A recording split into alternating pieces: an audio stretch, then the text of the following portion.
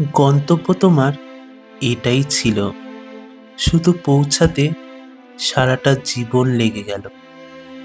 এই পৃথিবীর মায়া মমতা, হাসি কান্না আর হাজারো ব্যস্ততার মাঝে তুমি ভুলেই গিয়েছিলে এটাই তোমার আসল ঠিকানা। আজ একটু ভেবে দেখো, কি পেলে এই দুনিয়াতে? যাদের জন্য তুমি জীবন বাজি রেখেছিলে সেই আপনজনেরাই পুড়িয়ে গেল জীবনের শেষ যাত্রাতে এসে।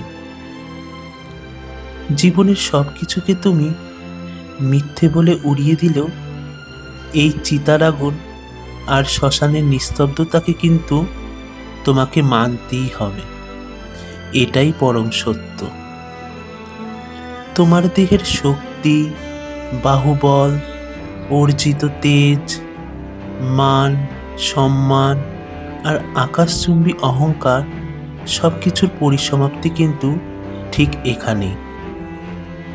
যখন দেখবে তোমাকে রাজপ্রাসাদ থেকে নামিয়ে একটা ছোট্ট বাঁশের খাটের উপর তোলা হচ্ছে, ঠিক তখন তুমি নিজেকে দেখতে পাবে এক অন্য রূপে, যেখানে তুমি শুধুই একটি নিথর দেহ আর বাকি সব পড়ে আছে পেছনে। আজকের ভিডিওতে আমরা জীবনের সেই কঠিন বাস্তব আর শ্মশানের এই চিরন্তন সত্যকে খুব কাছ থেকে দেখব। তাহলে চলুন জীবনের শেষ গন্তব্যের এই গল্পটি শুরু করা যাক।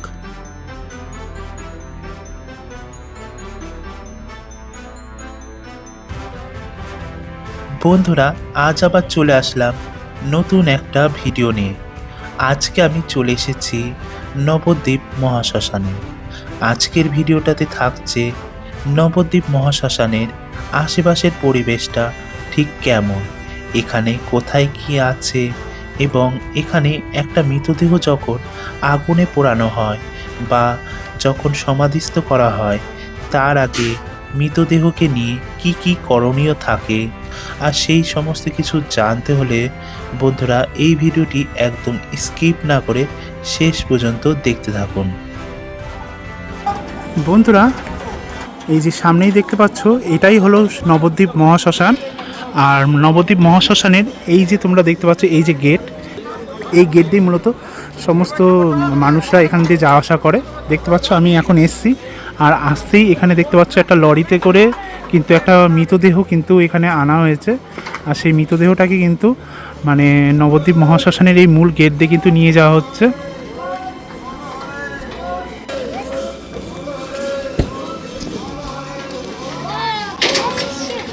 নবদ্বীপ মহাশ্মশানের এই যে মূল যে তোরণটা দেখতে পাচ্ছ, এই গেটের দুই পাশেই গৌরাঙ্গ মহাপ্রভুর দুটো কিন্তু ছবি তোমরা দেখতে পাচ্ছ এখানে রয়েছে। আর এখন আমরা এই নবদ্বীপ মহাশ্মশানে মানে ভেতরে প্রবেশ করছি। শ্মশানে প্রবেশ করতেই শ্মশানের ঠিক বাঁ দিকে অন্তিম প্রতীক্ষালয় নামের এই ঘরটি আপনারা দেখতে পাবেন। এই নবদ্বীপ মহাশ্মশানে আসা সমস্ত মৃতদেহকে প্রথমে এনে এই অন্তিম প্রতীক্ষালয় ঘরটিতে রাখা হয়। তারপর মৃতদেহকে পোড়ানোর আগ পর্যন্ত মৃতদেহর সাথে আসা সমস্ত যাত্রীরা এই ঘরটিতেই অপেক্ষা করে থাকেন। এরপর মৃতদেহকে পোড়ানোর ঠিক আগে মৃতদেহকে এই অন্তিম প্রতীক্ষালয় থেকে বের করে আনা হয়। বের করে এই যে দেখতে পাচ্ছেন সিঁড়ি দিয়ে নিচে নেমে সামনেই যে গঙ্গা ঘাট দেখতে পাচ্ছেন, এই গঙ্গা ঘাটের ঠিক পাড়ে মৃতদেহকে রাখা হয়। তারপর গঙ্গা জল দিয়ে মৃতদেহকে ভালো করে স্নান করিয়ে মৃতদেহর গায়ে হলুদ, দুধ এবং ঘি এইসব উপকরণীতি মাখিয়ে মৃতদেহকে প্রথমে শুদ্ধ করা হয়। শবদেহকে শুদ্ধিকরণ করানো হয়ে যাওয়ার পর শবদেহকে আবার ঠিক নিয়ে আসা হয় এই অন্তিম প্রতীক্ষালয়ের ঠিক পাশে এই যে বেদির ঠিক এখানটায়। বেদির এখানে এনে বেদির এখানে প্রথমে শবদেহকে শোয়ানো হয়। তারপর শবদেহর যিনি উত্তরাধিকারী আছেন, সে ছেলে হোক বা মেয়ে, তিনি শবদেহের মুখে প্রথমে আগুন ছুঁয়ে থাকেন। আর এই বেদির ঠিক পাশেই রয়েছে এখানে সিঁড়ি দিয়ে একটা উঁচু ঘর দেখতে পাচ্ছেন। হ্যাঁ, এই ঘরের ভিতরেই রয়েছে এই নবদ্বীপ মহাশ্মশানের বৈদ্যুতিক চুল্লি। শবদেহর মুখে আগুন ছোঁয়ানোর রিচুয়ালটা মানা হয়ে যাওয়ার পর শবদেহকে এই সিঁড়ি দিয়ে এই ঘরে প্রথমে প্রবেশ করানো হয়। হ্যাঁ, এইখানে প্রবেশ করানোর পর এখানে একটি বিশেষ ঘর বা কাউন্টার আছে, যেখান থেকে শবদেহর সকল প্রকার ডকুমেন্টস দেওয়া হয়। শবদেহর সকল প্রকার ডকুমেন্টস দেওয়া হয়ে যাওয়ার পর শবদেহকে এইখানকার যে বৈদ্যুতিক চুল্লি আছে সেই বৈদ্যুতিক চুল্লির ভিতরে নিয়ে গিয়ে পোড়ানো হয়ে থাকে। এইখানকার যে বৈদ্যুতিক চুল্লি, এই বৈদ্যুতিক চুল্লিতে প্রত্যেকটা মৃতদেহ পোড়াতে খরচ পড়ে প্রায় 1500 থেকে 1700 টাকা করে। আর প্রত্যেকটা মৃতদেহ পোড়াতে সময় লাগে প্রায় 1 থেকে 1.5 ঘন্টা মতো। এই কারেন্টের চুলির এখানে কিন্তু কিছু নিয়মকানুন রয়েছে, সেটা তোমরা এখানে দেখতে পাচ্ছ, এখানে লেখা রয়েছে। এখানে দেখতে পাচ্ছ নাম নথিভুক্ত করার সময় কেবলমাত্র একজন ভিতরে আসুন লেখা রয়েছে। মৃতদেহ চুল্লিতে নেওয়ার সময় কেবলমাত্র 6 জন ভিতরে যাওয়া যাবে। আমি যে কারেন্টের চুল্লিটা দেখালাম এটা হলো পুরনো কারেন্টের চুল্লি। হ্যাঁ, পুরনো কারেন্টের চুল্লি বলতে হ্যাঁ, এখানে দেখতে পাচ্ছ এখানে একটা কারেন্টের চুল্লি রয়েছে, এর ঠিক পাশেই এখানে কিন্তু আরেকটা কারেন্টের চুল্লি রয়েছে। হ্যাঁ, এটা কিন্তু এই কারেন্টের চুল্লিটার পরেই এইটাও কিন্তু তৈরি হয়েছে। এই যে পুরনো যে কারেন্টের চুল্লি তোমাদের যেটা আগে দেখিয়েছি, এই কারেন্টের চুল্লিতে কিন্তু একসাথে দুটো মৃতদেহ একসাথে পোড়ানো হয়ে থাকে। আর এই যে এই পুরনো কারেন্টের চুল্লি ঠিক এই যে পাশে এই যে নতুন কারেন্টের চুল্লি, হ্যাঁ এখানে কিন্তু একসাথে একটি কিন্তু মৃতদেহ পোড়ানো হয়ে থাকে। মানে টোটাল কিন্তু এখন বর্তমানে নবদ্বীপ মহাশ্মশানে এই যে দুটো কারেন্টের চুল্লি মিলিয়ে মোট 3টে মৃতদেহ একসাথে কিন্তু পোড়ানো হয়ে থাকে। হ্যাঁ, এই দুটো কারেন্টের চুল্লি ঠিক এই যে পেছনে, হ্যাঁ ঠিক এই যে বাঁ দিকে এখানে দেখতে পাচ্ছ এই যে জায়গা এটা রয়েছে, এটা কিন্তু এই নবদ্বীপ মহাশ্মশানের এখানটায় একটা শীততাপ নিয়ন্ত্রিত শান্তির নীর বলে একটা জিনিস তৈরি করেছে। আর সেটা কিন্তু এইটার ব্যাপারে কিন্তু এখানে লেখাও রয়েছে। দেখো এখানে কিন্তু লেখা রয়েছে নবদ্বীপ পৌরসভার উদ্যোগে নবনির্মিত শীততাপ নিয়ন্ত্রিত শান্তির নীর। এখানে সম্ভবত মানে এইখানে যেসব মানে মৃতদেহ সাথে যেসব মানে যাত্রীরা আসে তারা কিন্তু এখানে আশা করি বিশ্রাম নিতে পারে। এখানে কি ব্যাপারটা হয় সেটা আমি সঠিকভাবে বলতে পারছি না, তবে তোমরা দেখতে পাচ্ছ এটা কেমন কি দেখতে, বেশ ভালোই কিন্তু দেখতে। হ্যাঁ, উপরে কিন্তু গৌরাঙ্গ মহাপ্রভুর ছবি রয়েছে, আর তার ঠিক নিচে তোমাদের আমি একটু জুম করে দেখাচ্ছি, বাঁদিকে রয়েছে গৌতম বুদ্ধের একটা ছবি, আর তার পাশে রয়েছে এখানে দেখতে পাচ্ছ এখানে শ্রী রামকৃষ্ণ পরমহংস দেবের এবং স্বামী বিবেকানন্দর একটা ছবি রয়েছে। শ্মশানের এই যে কারেন্টের চুল্লি দুটো রয়েছে, এই কারেন্টের চুল্লি দুটোর ঠিক পরে একটু সামান্য হেঁটে এগিয়ে আসলে হ্যাঁ সামনেই কিন্তু এখানে নবদ্বীপ মহাশ্মশানের যে কাঠের চুল্লি, সেই কাঠের চুল্লি তোমরা এখানে দেখতে পাবে। হ্যাঁ, এই যে দেখতে পাচ্ছ এখানে নবদ্বীপ মহাশ্মশানের যে কাঠের চুল্লি, সেই কাঠের চুল্লি এখানে কিন্তু রয়েছে। এখানে একটা কাঠের চুল্লি, এইখানে পাশে আরেকটা, এখানে আরেকটা, মোট 3টে, আর ওই পিছনে আরেকটা কাঠের চুল্লি রয়েছে। মোট 4টে কাঠের চুল্লি রয়েছে, তার মধ্যে 2টো কাঠের চুল্লি কিন্তু উপরে মানে ছাদের ব্যবস্থা রয়েছে। এই ছাদের ব্যবস্থা রয়েছে এই 2টো কাঠের চুল্লিতে যদি মৃতদেহ পোড়ানো হয় তাহলে কিন্তু বৃষ্টির সময়ও কিন্তু পোড়ালে কোনো সমস্যা হবে না। হ্যাঁ, এখানে দেখতে পাচ্ছ পরিবেশটা কেমন কি দেখতে। আর এই যে কাঠের চুল্লিগুলো ঠিক এই যে বাঁ দিকে, হ্যাঁ এই যে দেখতে পাচ্ছ এখানে কিন্তু এই যে জায়গাগুলো রয়েছে, এখানে কিন্তু এই যে জায়গা, এখানে যত জায়গা রয়েছে আমি তোমাদের একটু দেখাচ্ছি। এই যে এখানে যত জায়গা রয়েছে না, হ্যাঁ এখানে দেখতে পাচ্ছ এইখানে যে বাঁশপোতা রয়েছে তোমরা দেখতে পাচ্ছ, এখানে আরও বাঁশপোতা রয়েছে। এখানে কিন্তু এই আমাদের সনাতন হিন্দু ধর্মে যেসব বৈষ্ণব রয়েছে বা যেসব ব্রাহ্মণ রয়েছে তাদের কিন্তু এখানে মূলত সমাধি দেওয়া হয়।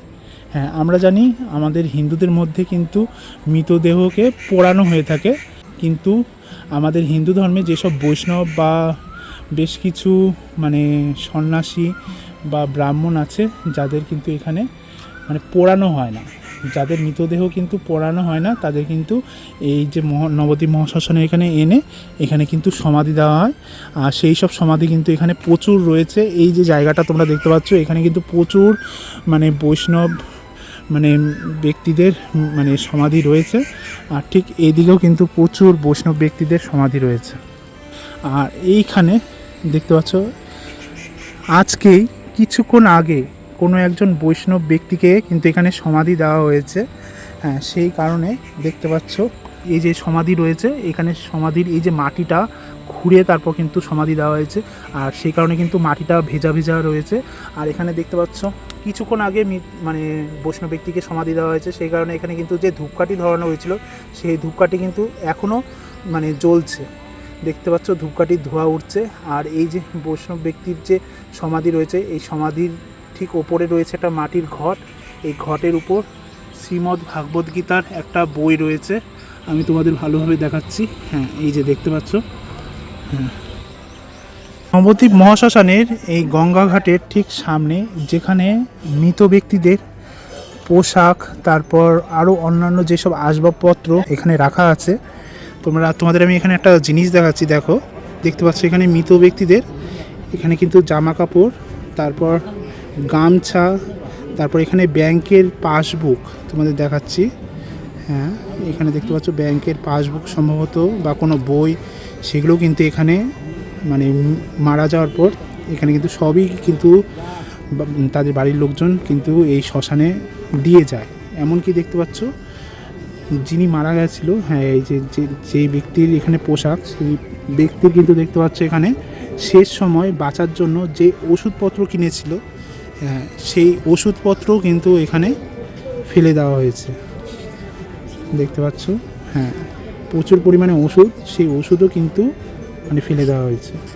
মানে যে ব্যক্তি মারা যায় সেই ব্যক্তির কিন্তু সর্বস্ব মানে দামি দামি জিনিস যেমন টাকা পয়সা, সোনা গয়না, এইসব বাদবাকি তার ব্যবহারযোগ্য সমস্ত জিনিস সবই কিন্তু এই শ্মশানে দাহ করার আগে এগুলোও কিন্তু সব এই শ্মশানে ফেলে দিয়ে যায়। তার প্রমাণ কিন্তু তোমরা এখন দেখতে পাচ্ছ এই ভিডিওতে। নবদ্বীপ মহাশ্মশানের এই যে গঙ্গা ঘাটের যেখানটায় মৃত ব্যক্তিদের এনে এখানে স্নান করানো হয় বা পিণ্ড এই গঙ্গায় কিন্তু দেওয়া হয়। হ্যাঁ, তোমরা দেখতে পাচ্ছ এই গঙ্গা ঘাটের ঠিক এই যে পাড়ের বর্তমান পরিস্থিতিটা কেমন রয়েছে সেটা তোমাদের দেখাচ্ছি। হ্যাঁ, এখানে দেখো, তোমাদের আমি দেখাচ্ছি মৃত কিন্তু বেশ কিছু মহিলার, হ্যাঁ, তোমাদের দেখাচ্ছি। এখানে কিন্তু দেখো, এখানে কিন্তু সধবা কোনো মহিলার কিন্তু পলা রয়েছে। হ্যাঁ, এখানে তোমাদের দেখাচ্ছি, এখানে পলা রয়েছে, এদিকে শাখা রয়েছে। এই দেখো, এখানে কিন্তু শাখা ভাঙার টুকরো রয়েছে। এগুলো মৃত কোনো মহিলার না, এগুলো মানে মৃত যেসব পুরুষ তাদের মানে বউদের এখানে কিন্তু শাখা পলা এখানে ভেঙে এখানে কিন্তু দেওয়া হয় সম্ভবত। তবে এটা কোনো বিবাহিত মহিলার কিন্তু শাখা পলা ভাঙা এখানে রয়েছে। এছাড়া এইখান দিয়ে আমি তোমাদের এখানে যাওয়ার মতো তো পরিস্থিতি নেই, তবুও আমি তোমাদের দেখাচ্ছি। হ্যাঁ, এখানে দেখতে পাচ্ছ এইখানটায় প্রচুর মৃত ব্যক্তিদের কিন্তু জামা কাপড়, বস্ত্র, এগুলো কিন্তু সব এখানে কিন্তু রয়েছে, যেগুলো দিনের পর দিন, বছরের পর বছর এখানে থেকে এগুলো কিন্তু জাস্ট দেখো কেমন নষ্ট হয়ে গেছে।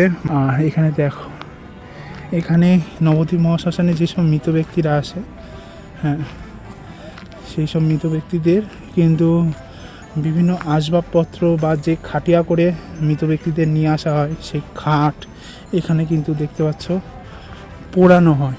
হ্যাঁ, এখানে কিন্তু সেটা তোমরা দেখতে পাচ্ছ।